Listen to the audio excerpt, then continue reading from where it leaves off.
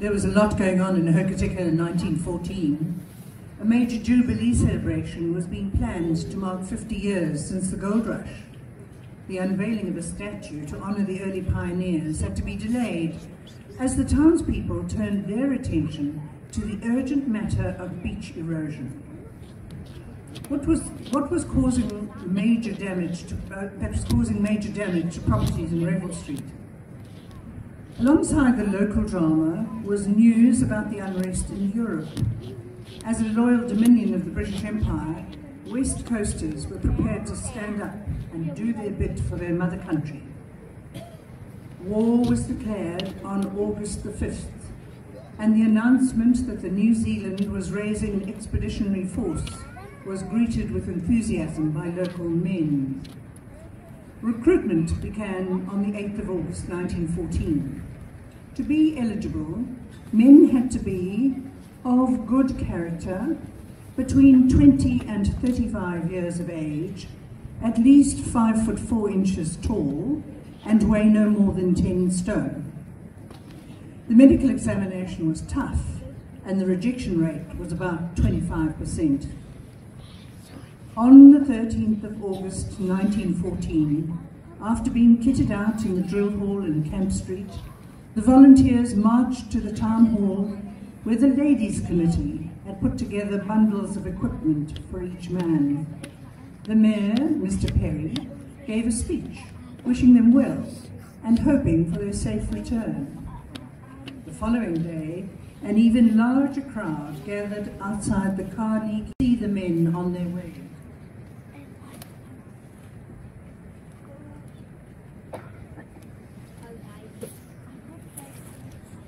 After more speeches, cheers and singing of the national anthem and Auld Lang Syne, the new recruits followed the brass band through the town.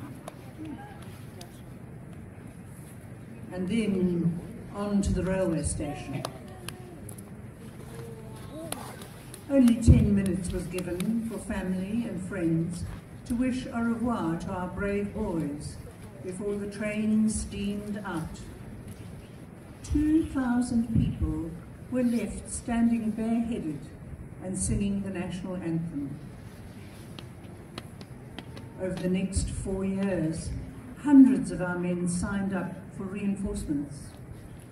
Western recruits joined the Canterbury Infantry Battalion, 13th Company, and undertook training at Addington. At least 9 Western nurses joined the New Zealand Army Nursing Service to care for sick and injured soldiers overseas.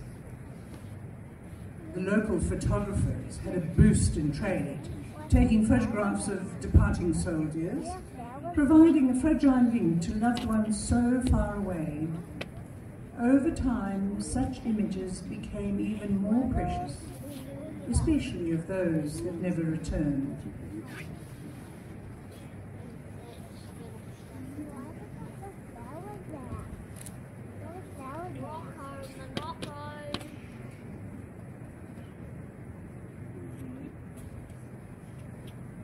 Now the band is going to play a song. With Sally, Sally's going to sing We'll Meet Again.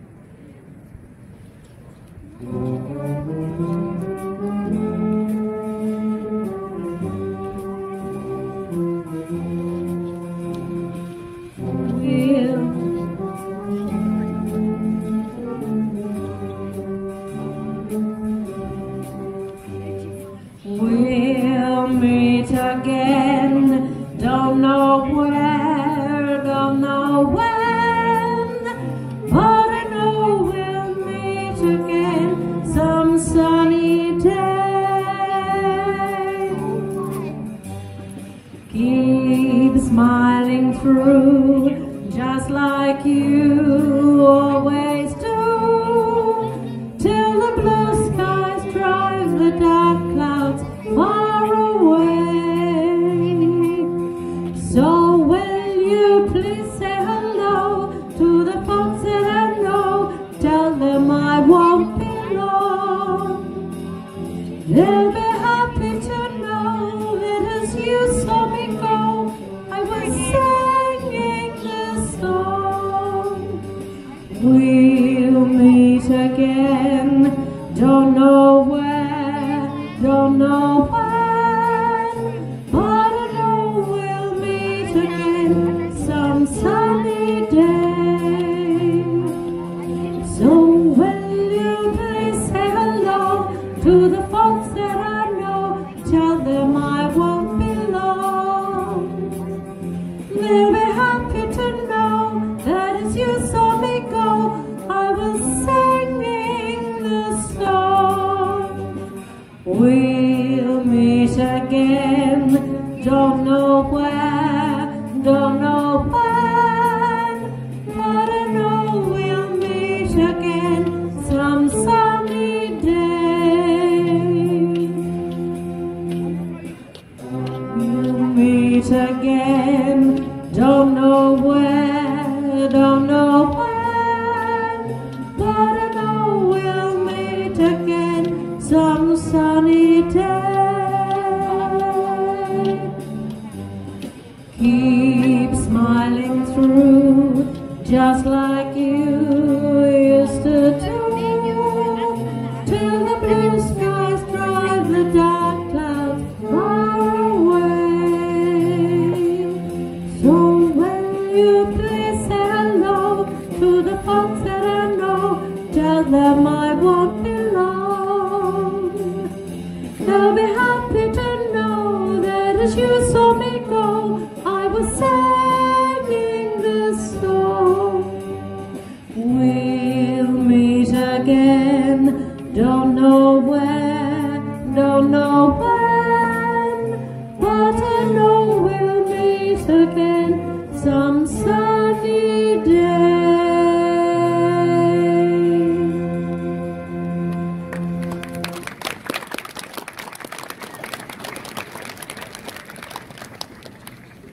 A war adventure in Europe was an exciting prospect for many of the young men who signed up. Besides, it was expected to be all over by Christmas.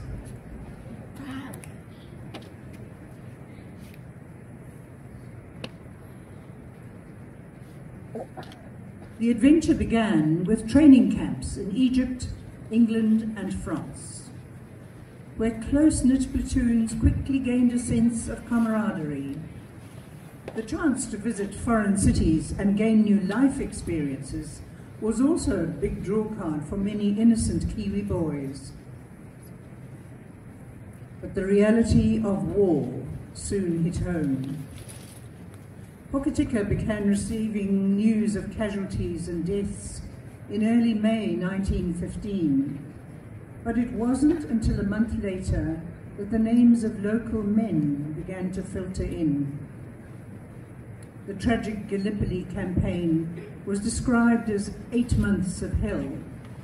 The loss was great for Westland, with 44 deaths, including 2 nurses from Kamara, who died in the sinking of the ship the Marquette.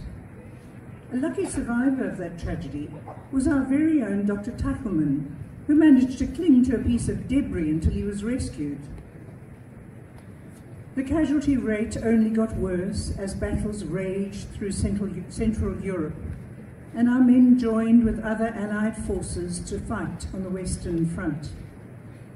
In 1917, the war hit an all-time low for Westland when 32 of our men lost their lives in the mud and terror of Passchendaele.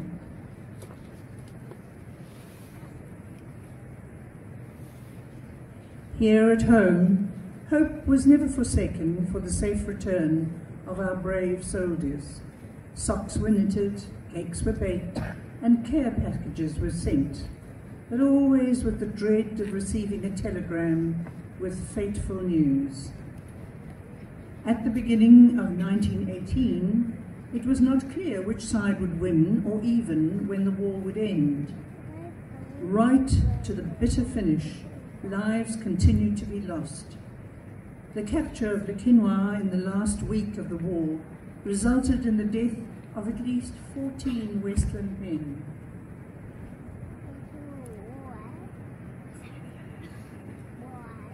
You will now see portraits of many of the Westlanders who served in the Great War.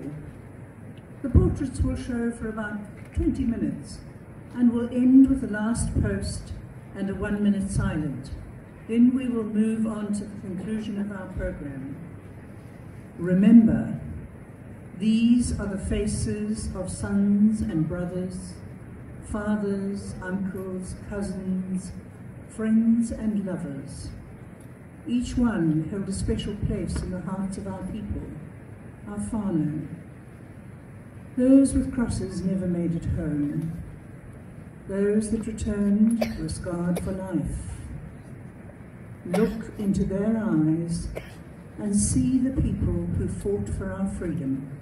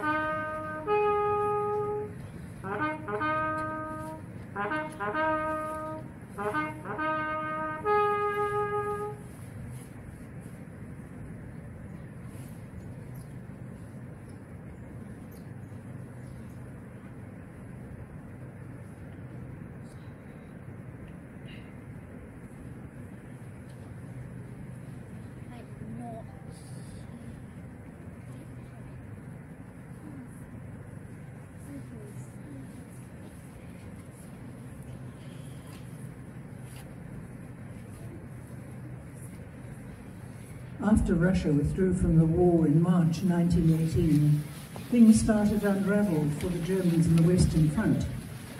Their supplies had been cut off, winter was approaching, and influenza was rife. On top of this, large numbers of United States troops started to arrive to back up the Allies. Around 8 o'clock in the morning on the 11th of November 1918, the New Zealand Divisional Headquarters received a telegraph message that Germany had surrendered. Hostilities would cease and an armistice would take effect from 11 o'clock that morning.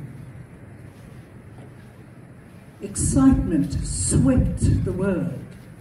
When news arrived in Hokitika, it was made known by a chorus of bells ringing throughout the town. The fire brigade bells rang so constantly that by lunchtime it fell out of the tower. The whole town closed for the day, and a huge crowd formed near the clock tower, where there was cheering, singing, and waving of flags. The brass band and the Highland pipers led the crowd on a procession through the town.